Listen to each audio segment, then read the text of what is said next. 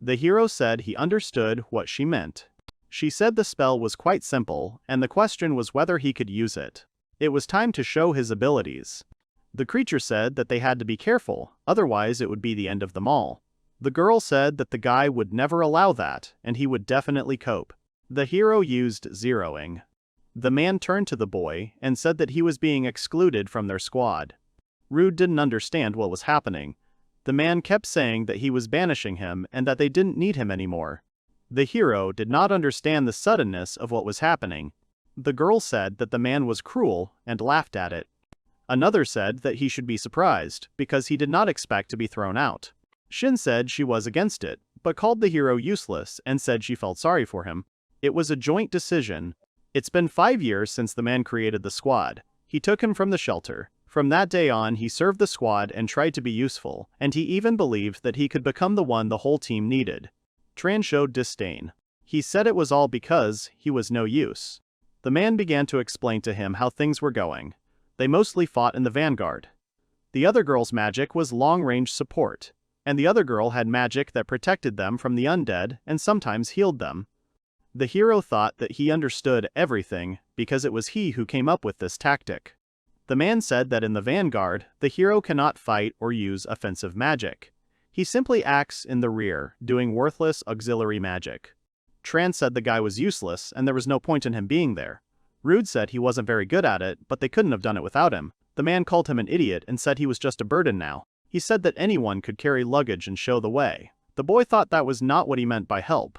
The hero said that he agreed that he was not an expert in auxiliary magic, but someone had to fill that role. The upcoming dungeons would require strategy like never before, and they needed someone to guide them from the rear. His former comrades said that they were now top-ranked. They could easily take out a lower-ranked dungeon now. They didn't even know how effective he was. The man said that he could fight without any auxiliary magic. Rood asked them not to get excited, and said that his auxiliary magic was now always active. Tran stated that they don't need him, as he is just a parasite. Besides, he already found a replacement for him. They have a contract from the next dungeon attack to fight together. The new ally was a specialist, and you are above his level. The hero was told that he was not worthy of being in a squad of their rank. They added that useless people were weeded out, and that was a given. The boy thought that he did not remember doing anything that would make them hate him, and even if it was so, there must be a reason. Rood started saying that he would need his magic, and he would prove it in their next adventure. He could do more than just help. He learned different types of magic for the sake of the party. He had a lot of magic that he hadn't used yet. Sure, his comrade treated him badly, and he knows full well that he doesn't deserve to be with them, but the squad is the only place he's ever belonged. Tran, who gave him a place, is like light, he is like the sun. The man said that he finished the conversation. He called the guy a nuisance, and suggested that his comrades go to a restaurant since they had a reservation. The man said that he would take care of the team's tactics, and would succeed in it even more. The girl hopes that the hero will remember their kindness for the rest of his life. Tran said he had cancelled the hero's registration as an adventurer. The boy said he hoped he wouldn't regret it. The man laughed and said he definitely wouldn't. Even though Rood was upset, he was still grateful to him. He walked into the room and couldn't believe his eyes. His former comrades sold all his things. The woman greeted him. She said he was in a great hurry, going on a trip, and she would miss him as much as he was one of the few worthy adventurers in town. The woman said she collected his things in the hall. The boy didn't want to remember it, and it would be better if others forgot about it too. He slapped himself on the cheeks and said that he needed to pull himself together. The hero said that he was going. He thought about deactivating the bracelet. This is the last remaining piece of magical equipment that was never sold because he always had it. A support tool that helps Tran and the rest of the party. When they were a lower rank at night, they were attacked by a group of bandits. He managed to locate them with his magic, and only thanks to this, they survived. Since then, he has been constantly activating auxiliary magic to strengthen. This magic item was created to assist high-level magic. The guy used the release. He said that this time, they were really saying goodbye. The hero felt pain and thought it was due to a magical imbalance in his body. It had been 5 years since he had felt this. His body felt light, and his thoughts clear. He had no idea how much magic was flowing out of him. The guy felt great. Rood wasn't sure his former comrades would cope without his help. However, he decided to stop thinking about them since he was no longer a partner. The hero said that it was time for him to hit the road. He looked up at the sky and said that he didn't know the night sky was so beautiful. After all, he spent so much time studying magic in his room. The boy thinks that he won't have to do that anymore. He doesn't have to lock himself in a dark room, and he doesn't have to buy expensive magic books with his pennies. He can use most techniques, and he doesn't have to go with a squad. This was exactly what he wanted. The guy decided that from now on he would live because he wanted to go where he wanted to buy and eat what he wanted. He would earn money, do what he wanted, and do what he liked. But first, he needed to leave the city. The girl said it was nice to meet you and introduced herself. She said she was an auxiliary mage who was joining the Golden Rose Squad. Puff couldn't believe they had rented out a restaurant to welcome her. She thanked them. As a help specialist, she has somehow learned to recognize other people's fighting abilities. She calls it an aura. The girl thought that she had never seen such an aura. She wondered if she could stay among such high-level people. She was not sure that she could handle high-level people. They told her that they were counting on her, and she replied that she would do her best. Just a moment ago, they had the aura of C-rank adventurers. Now, they looked like A-rank adventurers, or even B-rank adventurers. She assumed that they were ordinary adventurers, but thought that couldn't be it. No matter how much auxiliary magic they use, it is impossible to raise the abilities to rank C. Moreover, it is completely impossible to cast it on all four of them at the same time. The hero said that it would be a good idea to travel alone at night using light magic. The journey to the Empire would take him about a month. There are 3 main territories on that vast continent. The real zones of human activity are the High Air and the Empire known as the Human Kingdoms. The only problem is food. Well, if you stretch it out, it should last for 3 days. According to the map, he remembered a little further, there should be a small forest in the southeast. It will be possible to get some meat or fish there. He wondered if his former comrades were okay, although he should have stopped thinking about it. The boy heard a cry for help. He used wind boost and acceleration and thought it was too late. The hero saw the robbers who attacked the carts, and all the guards were already dead. The robbers took lives with impunity only to fill their own pockets. Therefore, he will not show mercy. He used magnetization, storm-driven, fixation magic, windblade, magic synthesis. The robbers began to run away from him. It was his first spell, but it was quite powerful. It was the first time he had actually used some of the offensive magic he had read about. At least he was safe now, and had started looking for survivors. It was a cart with people, and he said that everything was fine now, since he had dealt with all the bandits. However, it didn't seem like all was well. Others had already died, and one girl was bleeding, and if nothing was done, she would die. The guy told her to relax, and that he would help her. He hadn't used restorative magic for a long time. The hero used physical regeneration. He used the skill of clairvoyance. The guy realized that she had nothing but problems, and even her internal organs were damaged.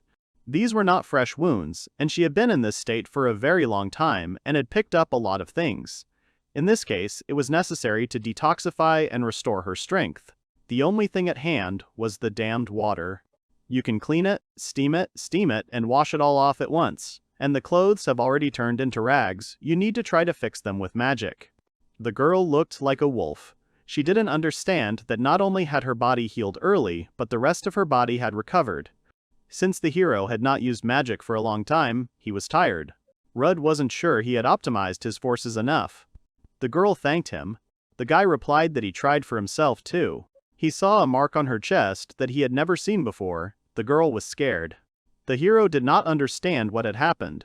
She apologized and said that she thought he would hit her, and she was very scared. She asked him not to hit her, and said that she would obey him and would not even think about running away. For her, a raised hand is a trigger. His magic can heal physical wounds, but not mental ones. The hero hugged her, and said that everything was fine and he would not harm her.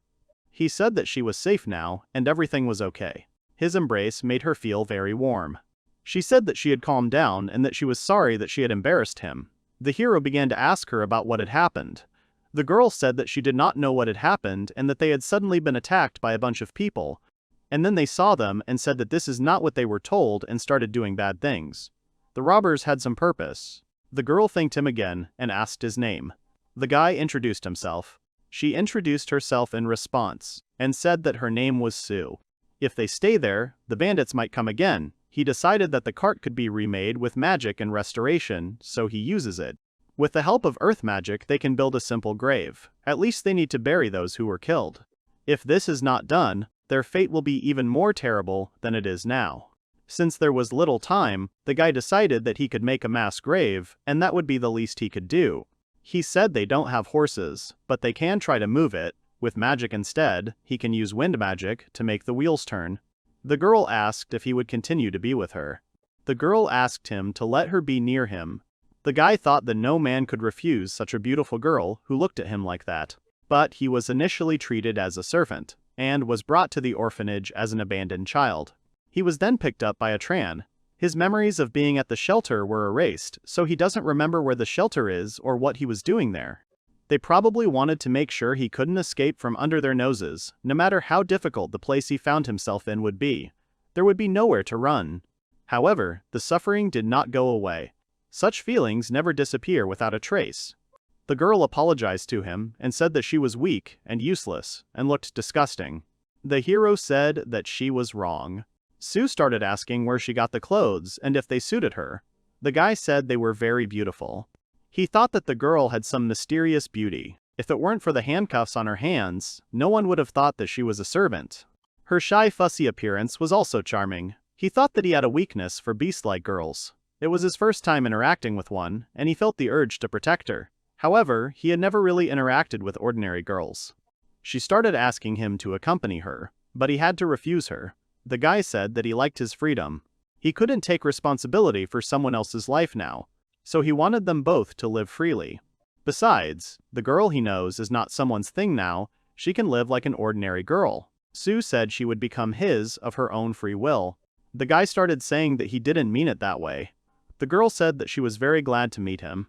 The hero resigned himself and asked her to take care of him. The carts can be used as tents. It's good that they have a place to spend the night. The guy offered to eat and asked what she liked more, meat or fish. The girl answered that she ate only bread and milk. The hero thought that was sad. He suggested they try both. Rood assumed she thought he would be angry if she didn't help. The guy said that she could go with him, but he wouldn't let her help him. She had shackles on her hands, which bound her hands and indicated that she was a servant. The contract cannot be cancelled by the third party. Even if the one who made it died, the contract was not cancelled. Usually, this form is distributed among the nobility. If they find out that he cancelled it, it will be considered a crime. He used the contract break. The hero decided that he would live the way he wanted. The dark magic formula tried to destroy him. This is a very strong contract, and most likely it was not imposed by a single person, but by a group of people. No ordinary magician could break it except him. He was the mage in the party from rank. He did everything from disarming traps to removing curses in every dungeon. He made new routes for his friends and everything, so he was good at it. The girl said it was incredible because she was told she would never take them off. Rood told her not to worry about it, and since she was going to help him, she should be able to use her hands. The girl said that he not only removed the shackles, but also healed her illnesses and wounds. She was told that they were incurable, like a curse, and even the clergy gave up, and she was abandoned in the village. The hero stroked her head. She said the guy gave her cute clothes and saved her from bandits and called him her benefactor. He said he was just a magician. The girl said he was too amazing to even seem unreal. She asked him to become a real comrade for her. They need to put shackles on her, exchange blood, mix their magic, and then carve the seal of their contract, which will mean that she swears to obey him forever. He knows how to do it, but he doesn't want her to be with him like that. The guy apologized and said he couldn't do it. The beast of people has its own culture. As far as he knows, a kiss on the forehead is something like a proof of friendship. The hero said that he thinks such a relationship is much better. He asked her if she liked it. She said it was great. Sue asked why she needed to be promoted so high. The guy said that she had an interesting way of thinking. She asked if she could do the same in that case. The hero agreed. He thought she was shy. Kissing each other was part of the culture. However, the girl did not kiss him on the forehead and said that this was her answer. She asked him to take care of her. He has read many books but still does not know what is what. For example, that each time people have their own culture. The girl's race, kisses boys with girls, have different meanings. A kiss on the forehead means discreet courtship. Similarly, kisses girls with boys carry reciprocal messages. The message of the girl's kiss was that in the end, she will give him everything. He said that the A-rank dungeon was the cursed lair of a ferocious dragon. The man said he had drunk too much. His comrades agreed with him. One girl's magic was completely out of control, and she said she had no strength. They couldn't believe they had a hangover from so little. Tran thought they were drugged. He said he would smash the restaurant to smithereens once the dungeon was cleared. He told his comrades that they couldn't stand still forever, and it was time to take on the dungeon. His comrades agreed with him. The man thought that their new team member also had a hangover, but she began to deny it and suggested not to go to the dungeon today. She said that it was better not to go into the dungeon today, but Tran asked how he was supposed to understand that. The man thought she was the same as the one they had recently banished and told her not to piss him off. She was an assistant, so she knew what she was talking about, and she could see their power level, calling it an aura. Tran said it was great. Puff replied that they were not in the best shape, and said that their fighting power had dropped significantly. She said they were about B rank. The man laughed and said that she had strange jokes. The girl laughed too, and said that she was amused by her too serious face. They thought that they could not be so weak because of a hangover. Puff said that she understood all this herself, and that this was usually impossible. Yesterday, when she first saw them, they all had incredibly strong auras and such power she had never seen in the guild. But now was not the case. If they took on the dungeon like that, there would definitely be casualties. The man thought that if she, as an aid expert, was saying that, it meant that he was in much worse shape than ever, and in his current state, he might not be able to fight at his usual level. He said that they couldn't not go, and if they postponed it until another day, then everything wouldn't work out. The man was determined that they had to do it today, otherwise the kingdom would not meet its deadline. He said that this was not an easy request. This is a test of their skills, so he told his comrades to prepare themselves, and failing due to a hangover is not acceptable for a C rank. His comrades agreed with him. The girl started to stop them, and the man thought that they didn't have time to talk to her, and thought that she was only bothering them. She apologized for saying something she shouldn't have during the day, but the man told her that she would learn everything in time.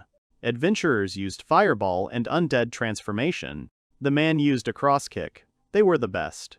The hero said that he was kicked out of the guild. The girl couldn't believe it and said that he was very strong. The guy replied that the squad he was in was not good enough and was excellent. The ranks start from the lowest E, and formally it goes all the way up to Cis. But until now, there was only one such SSS rank squad. These were the legendary heroes in the past who defeated the Demon Lord. To date, there were only 3 SS rank squads, and even in rank C, only 7 parties were certified. At least there are so few of them in High Eyrie. It's a prestigious rank that's only given to a select few. The girl said it wasn't fair. She called him great and said that she did not know anyone as strong, amazing, and kind as he was, and unfairly said that he was not good enough. It was they who were bad. This was the first time someone got mad at a hero. It was a strange feeling, but it made him happy. He said it was a rank, and they were all much stronger than him. It's quite possible that they are currently in a C-rank dungeon. Sia said that now he had her, so he didn't have to think about them. He thanked her. The guy said he overdid it a bit. They arrived at the place in the city of the Roland Empire. The hero said that he wanted to become an adventurer again, but here. The girl asked him if he wanted to go on a trip again. The guy answered positively, but said he didn't know if he could. Sue said she was sure he could and would become the best adventurer. The girl always supported him, although it is not magic, but it makes him stronger. Perhaps she is even more gifted in helping than he is. He will do it on his own again. The man wasn't sure they were on the right path, and it seemed to him that they had been there before. The girl replied that they should be on the right path. He began to scold her for getting lost, but they had to clear out that dungeon today. It was very dark there. She asked to light the way a little. The girl said that it could be done, but then she would use too much magic. She said that the other girl had to contribute to the victory too, and she was too slow. She replied that she was just a little out of shape. The man replied that he was not in the best shape either. He said he wasn't sure he could do anything about it, but they had to try.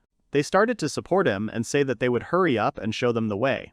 They shouldn't have wasted time on a road full of monsters. She was sure that this was the right road. Puff was supposed to be the squad's new auxiliary mage, with a rank. But she saw no coordination, no distribution of roles, no clear plan. It looked more like a hastily assembled group of rookies. They were currently level 4 out of 13. The deeper you went into the dungeon, the more powerful the magic became and the higher the level of the monsters. She couldn't shake off the uneasy feeling. The main monsters that have appeared so far have been goblin zombies. They are at the bottom of the B rank in strength. If the mage is a C rank, he should be able to deal with them with ease. The man said he didn't need help and told me to watch what the fight was like with the rank. She thought that the Tran could afford to be complacent. He seemed relaxed, fighting an unequal battle against 2 goblin zombies, but even 1 extra goblin in the middle of the battle brought confusion. He managed to win only with the help of the girl's magic. The magic was powerful enough, but it was hard to believe that it was her specialty. Her fireball bore no resemblance to the bone-crushing firepower that was said to be hers. Her eyes, they didn't deceive her. The true power of those people was only a B rank. She wondered how they had risen to rank C, but that was not the main thing now. If they did not retreat while the danger level was low, they would certainly be defeated.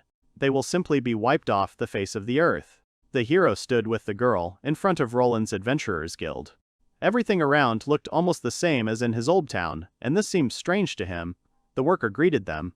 She asked how she could help.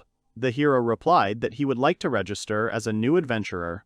The girl said that she would take care of his registration and introduced herself by saying that she was the secretary of the guild. The hero introduced himself.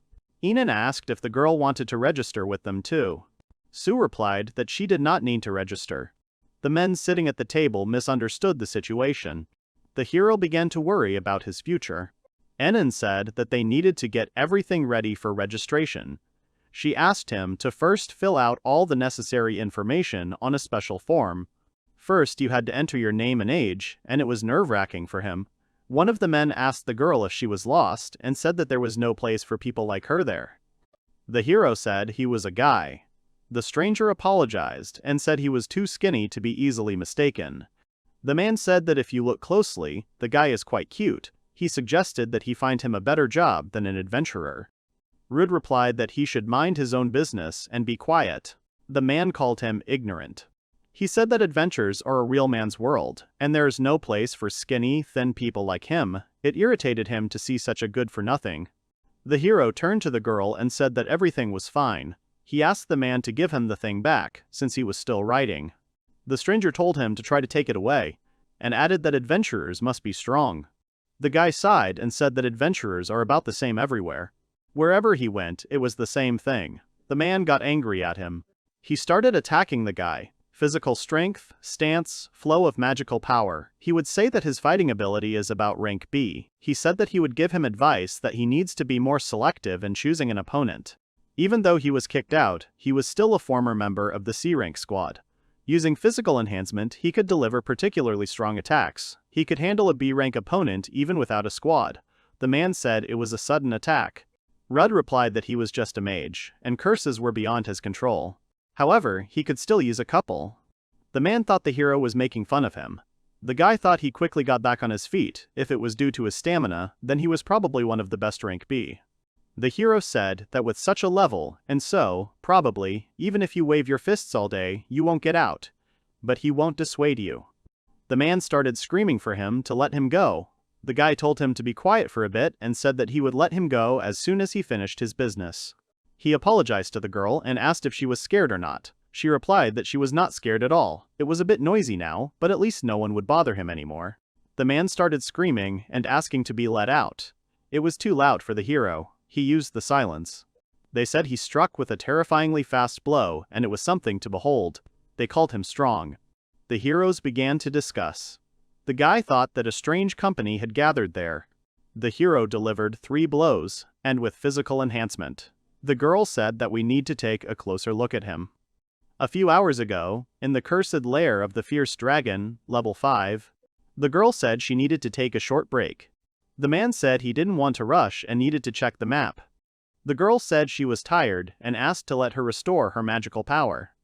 Puff was sure that now they would understand the situation they were in. She suggested that they retreat. The man refused. His comrades said that they were not halfway there yet and that the real work would begin soon. The girl did not understand where they got such confidence from. Tran said that from now on he was lifting the ban on auxiliary magic and was counting on her. They asked her to keep an eye on them. They were curious to see how much she could help them. They offered her to work together. She didn't understand how much these people expected from auxiliary magic. For her, the bar is at the level of the heavenly tower. She said that her help alone would not help. The man said that she was modest and reminded that she was a high-level expert. They also asked her to carry in the luggage and make the lighting brighter. Puff thought about how they didn't know what auxiliary magic was and didn't understand why they were trying to make her carry luggage and even plot directions when she couldn't do it all at once. Auxiliary magic was very complicated, and she didn't understand why there were so few mages who used auxiliary magic. They asked her to increase her productivity with the help of strengthening magic in the auxiliary spectrum and also use farsightedness. Up until now, she had been saving magic, so she should be fine with lighting and auxiliary powers. They started talking about their old friend, making the girl do the same thing and saying that he was doing exactly that initially. The girl said that she couldn't do so many things. Puff didn't understand who they were talking about. The man said that they had to move on and that they didn't have time to rest. She was given the map that the guy used, gave all the luggage to ensure visibility. She uses illumination. She was also given a torch. Let her consider herself capable of few. They can even expand the set of abilities, is incomprehensible to the mind. How can you use all three attributes at once, fire, water, and light? To top it all off, the words made her want to cry. Their demands were too great, and she had already explained that she too had her limits. She was told that the main character did all this and did not complain. She didn't understand who they were talking about. He used many different types of magic, all of which were extremely difficult to use at the same time. It just didn't fit in her head. This is level 6. The magic power was clearly different from before. This was indeed a dungeon known as the Cursed Lair, an ominous atmosphere where an A-rank dungeon truly began. She could never get used to the tension she felt when entering the danger zone. There was a straight road in front of them, and they decided to go there further. They didn't need a map, so they decided to focus on the battle and keep their spirits up. The man said that they were all serious and would make everything as easy as pie. In front of them was a huge and king goblin zombie. They assumed that it was the boss of the floor and this was their chance. The man decided that luck was on their side. The girl said that he had an amazing way of thinking in some ways. He was really a genius, but it wasn't the boss. Since this damned lair of the fierce dragon is included, there is definitely a dragon here, which means the boss must be a dragon. The mid-game king tier boss is the most dangerous rank, a boss. In the worst case, even with rank A, it will be difficult to resist him. They even forgot the name of the dungeon, but the hierarchy was indicated in advance. The man said that it was time to clear the dungeon and preparations for the extermination were completed. The girl did not believe that they were not at all afraid of the king. She thought they were just testing her, and they were all pretending. The reason they fought so poorly against B rank was because they wanted to see how she would do. So that's what it means to join a C rank unit. They're still testing her. In other words, fear will lead to defeat. She said that she understood and would do her best to become a worthy auxiliary mage. She suddenly remembered the words spoken by the senior adventurer in the guild. Adventurers need more than just fighting skills. They need a strong heart that will not waver in the face of any formidable enemy, the courage to face danger head-on. Yes, she is an adventurer, a seeker of the unknown, a fighter against difficulties. She will not be intimidated by a superior opponent. After all, now she is accompanied by comrades of rank S. The girl used a wall of light. It wouldn't be easy to destroy, but at least they'd buy some time. If he was a zombie, then he wasn't good with light. They had to fight. They were all wounded. The man said he was caught off guard. He said that they are of rank and will cope with their forces, as it is their duty. They couldn't believe that the monster had survived all their blows. The girl said that she was in great pain and had never been so badly injured. They asked Puff to help them. She said she was doing everything she could to help them.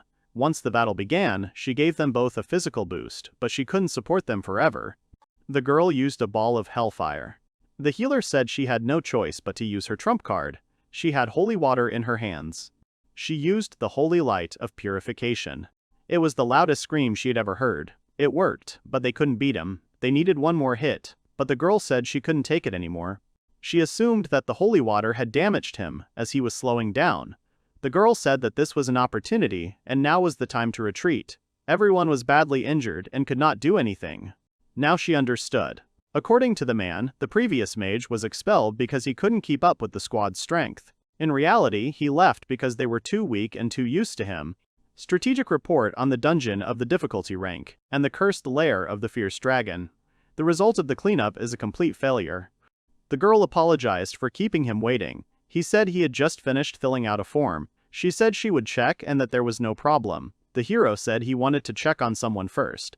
He had isolated him because he was making too much noise. He was a B-rank fighter. As she understood, he was a former adventurer who, for some reason, lost his license. She said it was not surprising because he was very strong.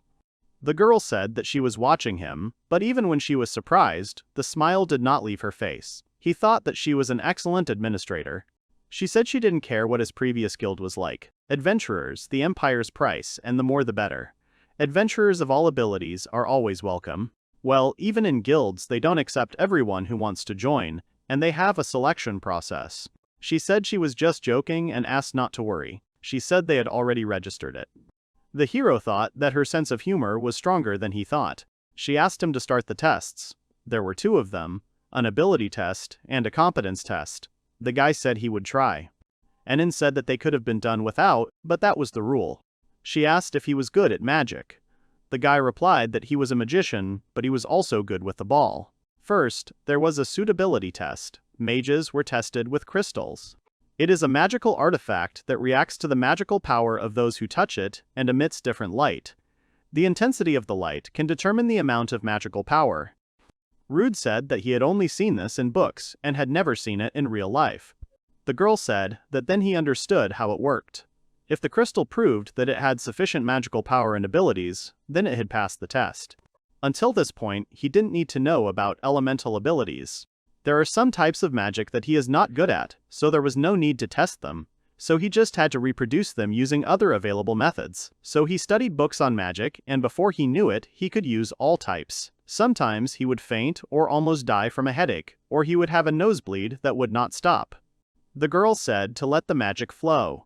She said the crystal wouldn't break, so he shouldn't worry. Enon said that the only person who can break this crystal with magical pure power is the great sage, who is considered the strongest magician in the world. It would be amazing if he could break it. The guy thought that if he thought about it that way, it was encouraging since he didn't have to hold back, he would give it his all. He started testing. The greatest magician of all times and nations is the great sage Mondor, the hero known as the Holy Sword Cornellin. They are both heroes of the supercontinent era, considered mythical creatures, and are key members of the exceptionally powerful only SS rank squad in history. He feels that saying that only this great sage can defeat him is a big exaggeration. Well, since he has such a level of durability, he thinks that he has nothing to fear. He was curious how it would react, so he channeled just a little magic. It seemed the ball didn't react as well as he expected. The hero assumed that he did not have enough magical power, or the amount of magical power he had was not enough to become an adventurer. He was no less surprised than the girl. He remembered her words where she said that he would not break this crystal. The girl was making some strange sounds, frowning and sweating, but there was still a smile on her face. The guy thought she was a real professional. The protagonist apologized for breaking the ball. The girl replied that it had simply expired. They had been using it for a long time, and that was why it broke. She said she had never seen anything like it before. She asked if he had any special magic. When the great sage destroyed it in the past, she heard that it emitted an intense light similar to the sun. There were rumors that the chronicler was blinded by it. Now they measure the crystals while covering their eyes with glasses. And then, the suitability is determined by the color of the light. But the ball did not glow. The hero assumed that his suitability was 0. Of course, it's possible that it's just the nature of his magic, and there's nothing special about it. The girl said it wasn't fair. She said that he was capable of using many different types of magic, and it was impossible for him to not have the ability to do any of them. Sue is sure that he broke the crystal, which means that he has even more magical power than the Great One. He is confident in the amount of magic tricks he can use and the amount of magic he can do. He has studied magic from all over the world, and thinks it would be an exaggeration to say that he is more powerful than the Great Sage. At least she knows that he can use magic. If we look at it from a technical point of view, it is advanced magic. Perhaps the crystal didn't work properly because it was cracked. It reacts to even the weakest magic. It's impossible for it not to glow at all. The hero is sure that there is another reason, but since he doesn't think it's worth bothering with explanations anyway, the most defensive thing is to be wrong in assessing your abilities. She knows that he can use high magic, and it is clear that the power of magic is somewhat unusual. As for the power of magic, there is no problem. She would say that the magic is at an immeasurably high level. However, if you think about it, you need to somehow express greatness. The supposed magical power is infinite. The girl was very surprised and said that none of this can be measured, there are no limits, therefore, magic is infinite. The girl said that it was all because she had judged him very well and because she was a good judge of character. The guy said he had no doubt in her abilities. She said that if there were any other magical items that could measure the power of magic, then they would try to measure it again. Thus, the results of his measurements were unclear. Next comes the test of abilities. This is the more practical side of magic. They usually do it in a special room, but since his magic is unfathomable, they will do it outdoors just for safety.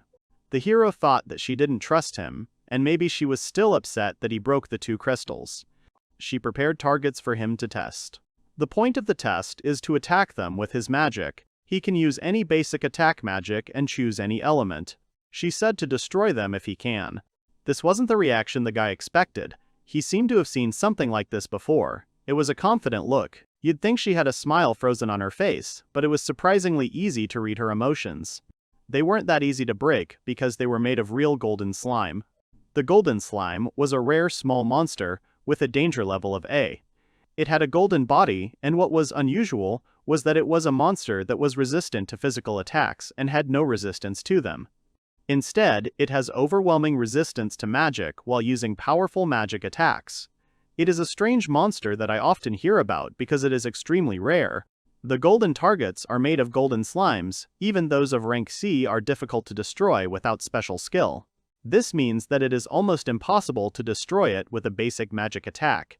He is absolutely indestructible. She is sure that these targets will take revenge for the magic crystal. He knew that she was still haunted by the fact that he broke your crystals. The girl said it was a visual test to see if he could control his magic. It was perfectly normal that he couldn't break it. After all, no one had ever managed to damage it. The surface was covered with a gel that reacted to magic, so a mark would remain where the blow had been. This was a test of precision, not strength. If he just wanted to pass the exam, it would be easy. He just had to focus a small amount of magic. He would get a high result if he aimed higher, but of course he couldn't destroy her. She held a grudge even more than he thought, but he couldn't just stand it when his pride as a mage was hurt. The girl said she was sure nothing would break this time.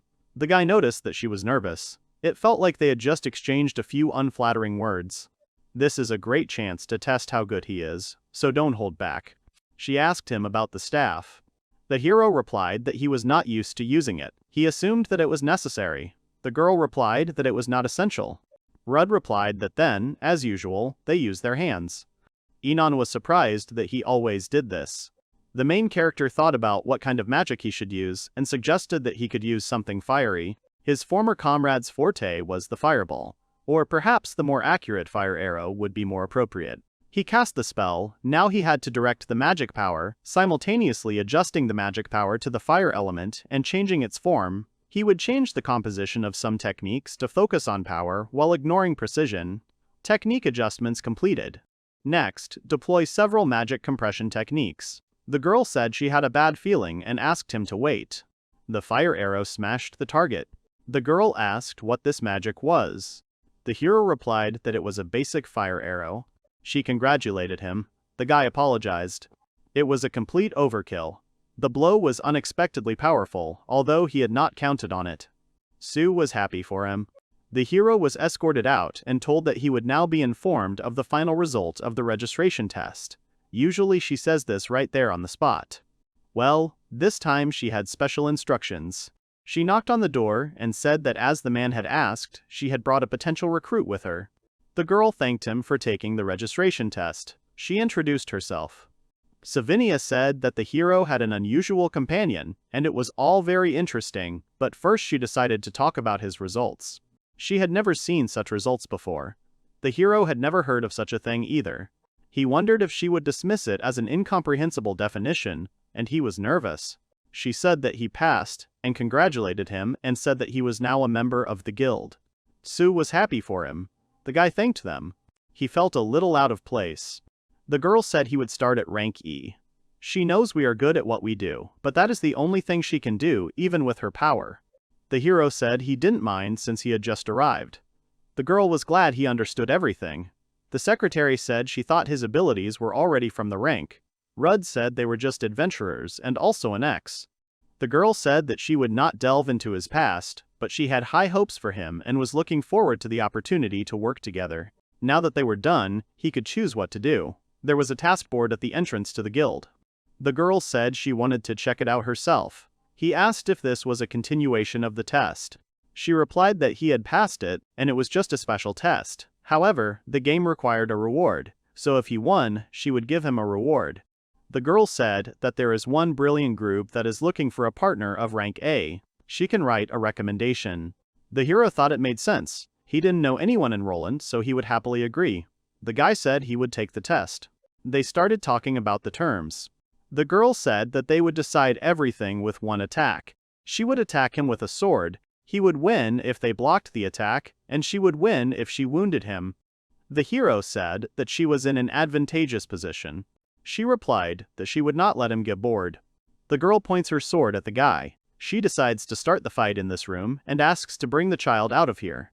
Sue, in turn, screams and declares that she will not leave her master and will watch this test. Savinia just squats down, showing her readiness to fight, and asks if they are absolutely sure that the girl will not be harmed, since no one wants that for sure.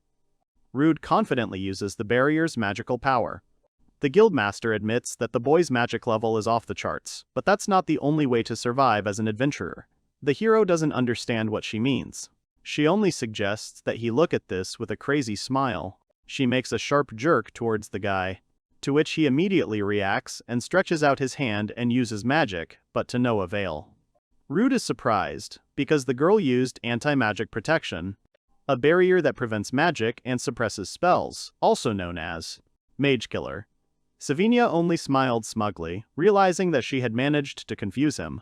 She wonders how the boy will be able to fight without his magic. But he is shocked and reminds her that she said that she would attack him only with a sword. It turns out that the girl initially only used a sword. She throws him into the air and defiantly orders the boy to show her his strength. After all, you never know what will happen. That's the whole point of adventures, the girl says, holding knives in her hands, and then with a sharp swing throws the blades in his direction. Surprised by this reception, he stands motionless around the blades stuck into the ground. After analyzing the girl's actions, he realizes that she used an improvised trap called colored threads, which is designed to restrict the enemy's movements. Rood realizes that the girl wants him to go straight ahead. He tells her that this is too complicated. She, meanwhile, swings her sword and shouts at the hero not to die. Savinia uses a combination of fire and wind, which makes the guy involuntarily think that she is seriously trying to kill him. But thanks to this, it will now be much easier for the hero, because she has untied his hands, and he is going to create countermeasures following her example. In response to her swift attack, Rood puts up a barrier. The girl is surprised that the guy adapted to her attack so quickly, and she becomes very interested in what else he is capable of. She tries to hit him again, but Rood is in no hurry to give up and tells her that she is prepared too well. In connection with this, he remembers that thug. The girl was breathing heavily from the physical exertion. She still wanted to fight and see more. The next swing was not long in coming. Rood was also breathing heavily. He was interested in why she was looking so madly, so he decided to fulfill her wish and continue the fight. He stretches out his hand and feels the element of wind in the blade and, accordingly, the element of earth. Savinia enjoys the fight and feels how the boy's magic adapts to her attempts to attack. Rood doesn't understand what's going on and he finds it strange, but he thinks he already knows who the winner is. The rival breathes heavily and asks the guy again to show how he adjusts to her. This slightly tenses him. Savinia enjoys fighting. He meets her eyes. She also moves towards him without taking her eyes off him. Magic and blade meet. But suddenly the sword breaks and the end of the blade flies straight towards the girl. She covers herself with her hands in fear, but the splinter does not hit her and collides with the barrier. Savinia turns around, not understanding what is happening while Sue looks at her from the barrier dome. She asks the hero when he did this, to which he replies that he put up protection from the very beginning. He explains that he couldn't put them in danger. Savinia smiles with satisfaction and says that after all this magic, it became difficult for her to even breathe. Rood also smiled. He says that he is used to using a lot of magic. He managed to block the attack, so he asks if he won. The girl calmly agrees with his victory. She says that she is completely defeated and never thought that it was possible to break a mithril weapon. The guy waves it off and replies that it happened by accident. She laughs, telling Rood that he is a very funny guy and that she likes him. He just thinks about how she has lost her former enthusiasm. He would like it to be like this forever, but he does not understand what it was. The guy doesn't understand what the adaptation fetish means. Enon explains that they all have an adaptation addiction just like the guildmaster. Rood thinks that their guild is full of weirdos. Savinia approaches the guy again and extends her hand to him. She says that she hasn't seen a good adaptation for a long time, and tells him that it was fun, and suggests that he be more serious next time. But the guy doesn't agree. He doesn't want to have anything to do with the demonic sword anymore, so he refuses. The guildmaster shares with the boy that she thought she had control over the sword, but it seems she lacks experience. Rood just shrugs. He's heard about it often. They say that if an inexperienced person holds a demonic sword, their consciousness will be enslaved by the sword's power. The fact that she can handle it without problems proves that she has control over it. She reports that the test is complete this time. As a conclusion, she asks Enon to give him the guild medal.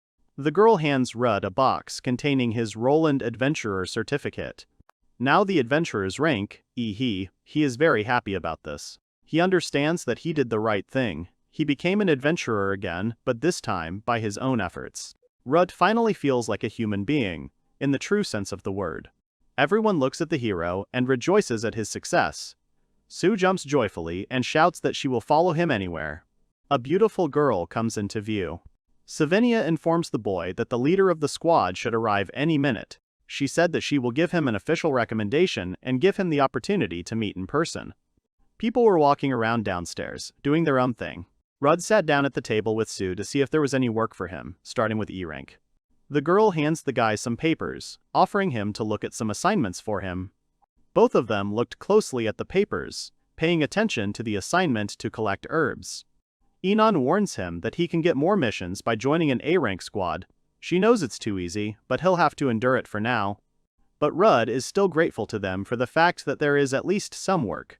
Here, a lady in armor bursts into the room, gracefully leaning on her sword. She looks at the guy with interest, and their eyes meet. Rood turns away and says he thought he saw their eyes meet. Enon turns and shudders excitedly. Suddenly, the same girl flies up to the guy, very actively asking if his name is Rood. The guy confirms, but such a spontaneous close distance makes him a little uneasy. She happily grabs his hand, confirming that she knew it and understood everything at first glance. The girl plays with her fingers and shares that she feels his unusual aura. Rood is embarrassed and can still feel her cold, hard armor on his hands. But suddenly, Sue butts into their conversation. She squeezes between them and, waving her arms, shouts at the girl, trying to find out who she is. Savinia appears from behind and says that this girl's name is Lily Ruru. She approaches her and introduces her as the leader of their A-rank squad, Brave Fang. Rood looks at them with confusion and asks again, to which the girl explains that this is the same squad for which she wrote the recommendation. Lily Ruru clutches her heart and starts twittering about how she couldn't wait to meet, thinking it would be tomorrow and how she heard everything from Enon. Rood looked irritatedly at Enon, who herself, not expecting to hear such words, shuddered in surprise. Savinia reports that perhaps the information came not from Enon but from someone else. Lily Ruru rushes to the guy with delight and starts asking him a bunch of questions about how he defeated Savinia, who was in a state of adaptation madness, and in an instant overcame the property, bypassing the killer of magicians. Rood, confused, remains silent. She continues to pepper him with questions while Enon waves his arms in an attempt to stop the girl until Sue intervenes, stating that Rood is already tired. Lily Ruru apologizes for her insistence and explains that she is very excited. She extends her hand and informs him that the decision has already been made and on behalf of the entire Brave Boar's Tusk squad. They welcome him with open arms. Rood is surprised that the girl came all this way just to invite him. A new squad, a new place for him. The guy remembers his former squad, those with whom he spent a lot of time, and thinks that they have probably already moved on. He reassures himself that it is not his place. But suddenly, he covers his mouth with his hand. From stress, he throws up right on the girl, causing her to make a face. She screamed with fear and surprise so loudly that her cries could be heard in the street. Later the boy wakes up and puts his hand to his forehead, feeling unwell. He rises from the couch and realizes that he is now in the common room of the guild. Sue happily runs up to him. Savinia also notices that the guy has woken up. The guy immediately falls at the girl's feet and asks her for forgiveness on his knees. The girl stands confidently in front of him and asks him to stop apologizing. Rood rises from his knees. He thought that Lily Ruru would be furious, so he doesn't fully believe what's happening. He notices that she looks very noble in this dress. Rood sat opposite the squad. The girl noticed that the guy reacted somewhat painfully to the word squad. So she wonders if there is a reason for such a reaction. Rood notes that Lily Ruru is indeed the leader of A Squad, not only internally but also externally. He understands that it would be impolite of him to remain silent and keep it under wraps, so he says that perhaps they have already heard. Rood was an adventurer in high ire.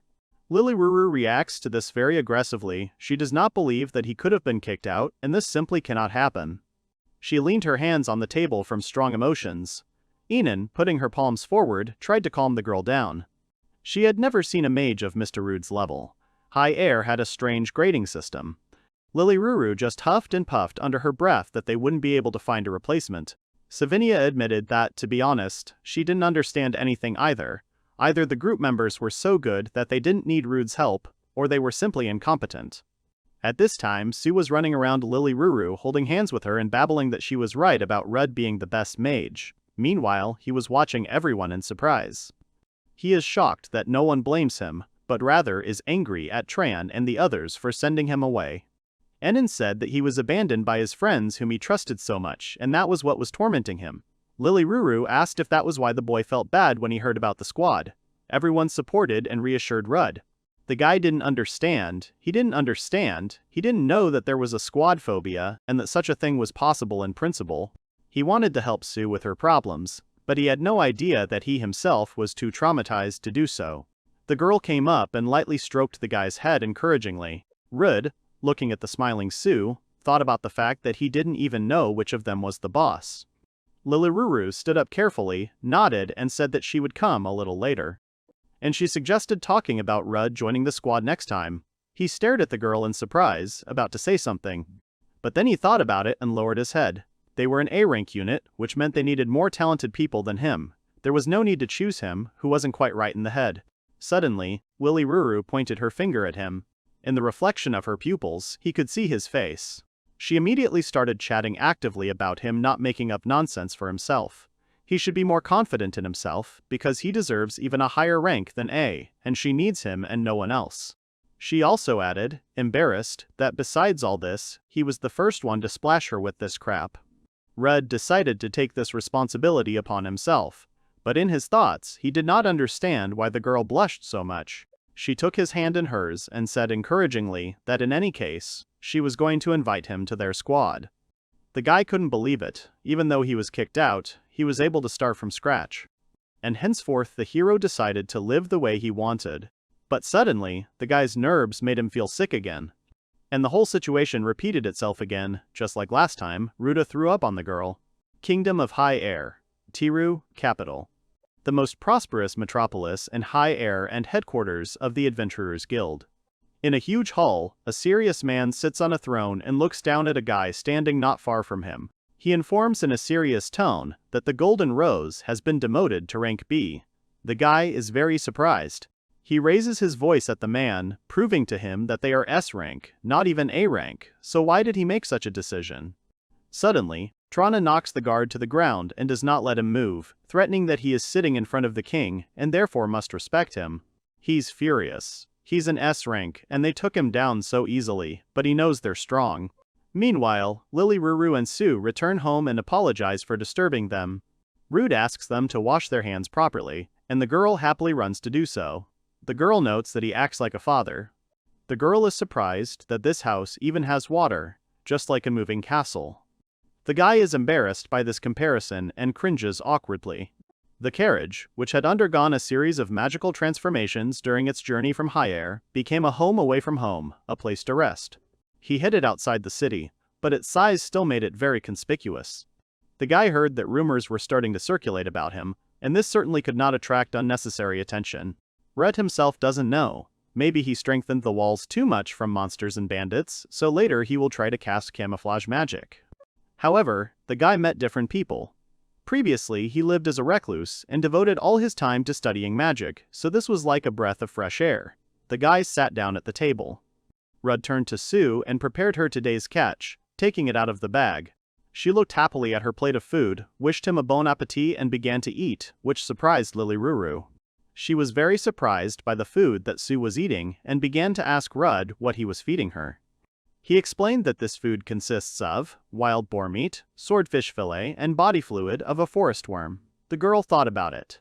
The girl was enjoying the food at this time and said that it was very tasty. Lilaruru became embarrassed and asked if it was medicine. Rood asked the girl if they had something similar in Roland. They are called additives, but in fact, they are real food. He thinks they are designed for efficient muscle growth. The guy always took it for granted, but this is the unique culture of high air, where the emphasis is on the physical body. According to his recollections, his former partners also did not take it very well and asked him to keep it away from them. The girl twirled the oval piece between her fingers. She said she had never seen anything like it before and couldn't quite believe it was actually meat. Rudd also picks up a piece and explains that he made this supplement by extracting energy from the boa constrictor meat using magic. Lily Ruru winced, still finding it hard to believe that this was possible. The guy says it's easy if you use the reaction between bioenergy and magic. You can extract energy efficiently and compress it. Then you don't have to worry about the meat spoiling, so it's good for dungeons.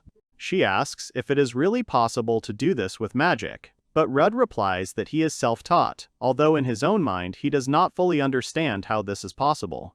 The guy offers her to try them herself since she is here. She thought about it, watching Sue chewing appetizingly. But I still decided to do it. I took a piece in my mouth, realizing that they didn't seem so dangerous, and ate it. And then I was very surprised, because it turned out to be very tasty.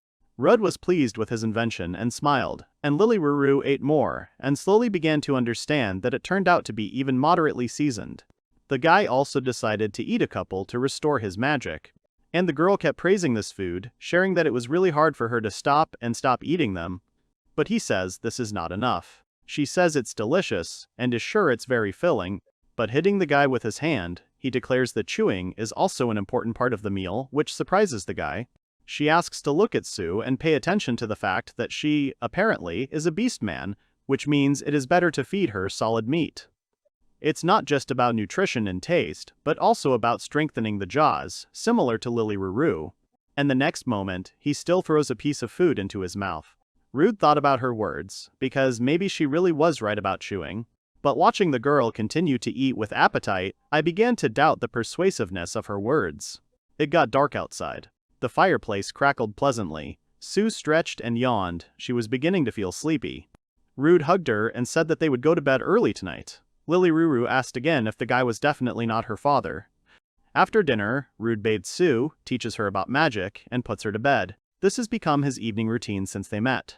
The guy looks at her and thinks that she is tired from such a busy walk around the city today, because she is still afraid of other people's glances. The girl gets up and, still yawning, invites the hero to take a bath together. He calmly agrees and leads her towards the bath over his shoulder, informing Lilyru that he will go and bathe Sue, leaving the girl to wait for them. He asks her to make herself at home. She sits quietly on the sofa and continues to eat. But suddenly the food falls out of her hands, and she suddenly asks if they are really going there together. The guy froze and stared at the girl with incomprehension. And then he answers her that they are going there together. Lily was embarrassed and at a loss for words, and then said that it was a bad idea since they were the same age as each other. Rudd thought about her words, but still didn't fully understand what the problem was. Lily Ruru cried out in embarrassment that the two of them would be there without clothes. The guy, still not understanding what the problem was, stroked Sue's head and calmly said that they always bathe together. The girl confirms the guy's words, enjoying the fact that he strokes her head and says that she likes it when he does this, and it makes her happy. But the girl doesn't calm down and screams that they should take baths separately and pushes them in different directions. Sue asks the girl why they can't wash together. She also explains, embarrassed, that there are many reasons for this and that it is simply wrong. The girl between them waves her hands and suggests that they all go take a bath together. Both of them ask Sue again in surprise, unable to believe their ears. The girl only happily says that then they won't be alone. Rood sheepishly grabs her and says that this is a bad idea. He thinks that, unlike Sue, who is still a child, Lulu is a beautiful maiden, and this is very dangerous. The guy turns to the girl and says what he meant. But he notices that she stands there red as a tomato, and then she starts waving her hands and babbling embarrassedly about how she doesn't mind and was just thinking about taking a bath too. Rood is surprised and tells her that her whole face is crimson and that if she doesn't want to, then she shouldn't force herself. Lily replies that she is not forcing herself and that it is all in order to win him over. The guy smiles at her reaction. He doesn't understand why Lily Ruru came to his house, of course, to invite him to her squad. The girl says that if they are going to be friends, they should get to know each other better. She notes that she will still get him into her squad. He notices that she even grabbed some things for the night and decided to stay, but the girl looks at him embarrassedly. This is truly an unexpected turn of events. Sue suggests that they all go and take a bath together. Both of them stared at the girl in surprise. Rood sheepishly declines, explaining that it's not a good idea, while Lily stands there in shock and silence. He looks at the girl and realizes that his suspicions have been confirmed. He is also embarrassed, because he also feels very awkward being around her. Liliruru stands and reflects on the fact that taking a bath together is a good chance for them to establish contact, and it should not be missed. Rood asks her what she thinks about it and if she would mind taking a bath together. The girl awkwardly responds and says that everything is fine. And grabbing the hero by the hand, she decides to take a bath together. Rood understands that now he apparently has no right to refuse. The bath was large enough to accommodate just 3 people, but he was still nervous and couldn't collect his thoughts. He watched the girls preening behind him. Lily called out to him and asked him not to stare at them so intently. He turned away awkwardly and continued changing his clothes. The guy liked Lily Ruru and thought she was very cute. After some time, Rood looked in on them and asked if he could come in. The bathroom door swings open, letting in the new arrivals. All 3 of them enter the room. The girl is surprised at how big and magnificent their bathtub is. Sue rubs her eyes sleepily and looks for her towel. She grabs the fabric at random and, thinking she has found her towel, pulls it towards her. But it turns out that Lily was wrapped in it. The towel falls from the girl's shoulders, and she finds herself naked. The guy looks at Lily and meets her eyes. She froze in place, embarrassed, not understanding what to do next, after which she blushed very deeply and looked at Rood. Her towel lay on the floor and no longer covered her body. She squealed, unable to contain her embarrassment and awkwardness. Sometime later, Sue was lying in a warm bed and snoring softly, gaining strength after a hard day. Rudu managed to direct his thoughts in the right direction so as not to do something stupid. He was lying next to the girl, who seemed to be already sleeping soundly. Liliruru was lying next to them and looking at the boy.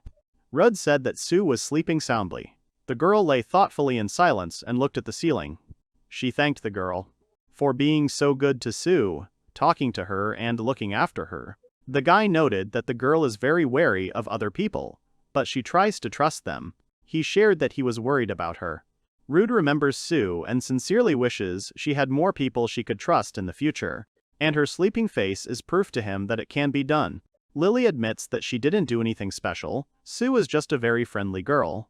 Rood hopes that's the case. He looks at the sleeping Sue, and then to Lily Ruru, who is lying next to him in bed in her pajamas. He remembers what happened in the bath and feels awkward. The girl looks at him embarrassedly, and he apologizes for everything that happened today.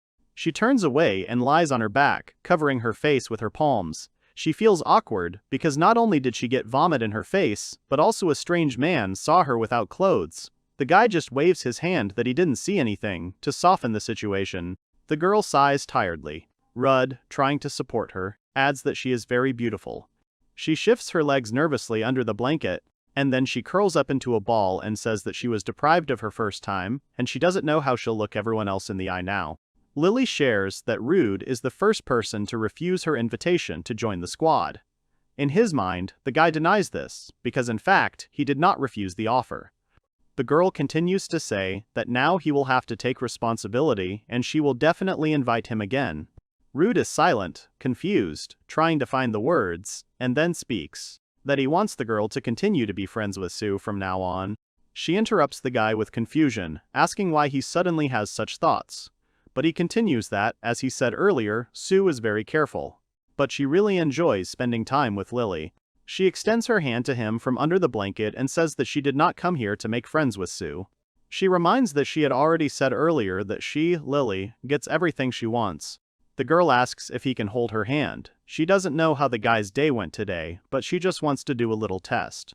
Rood was surprised by this offer, because no one had ever taken his hand before, and if he rejects this gesture, he will hurt her greatly, so the guy carefully stretches his palm in response. In the silence of the night, their palms touch. Lily giggles quietly and reassures the surprised boy that this is not a call to join the squad, but rather a friendly gesture. They still hold hands cautiously. Rood feels no hostility, just warmth. The moon shines over the night sky, calming with its silence. They look at each other smiling. The light from the window illuminates their faces, and the guy looks at the beautiful Lily. He thinks that someday he will deserve this hand. The hand of a faithful companion. They both fall asleep smiling and continuing to hold hands. Rood reads papers while Sue sits next to a unicorn-eared bunny. There is complete silence around Ruda's lonely house standing in the field. Rood and Sue are standing in front of the forest. They have an E-rank quest to collect medicinal herbs around here. And this is the guy's first job as an adventurer in Roland, which he is incredibly happy about. There is a forest in this area with a high concentration of magic.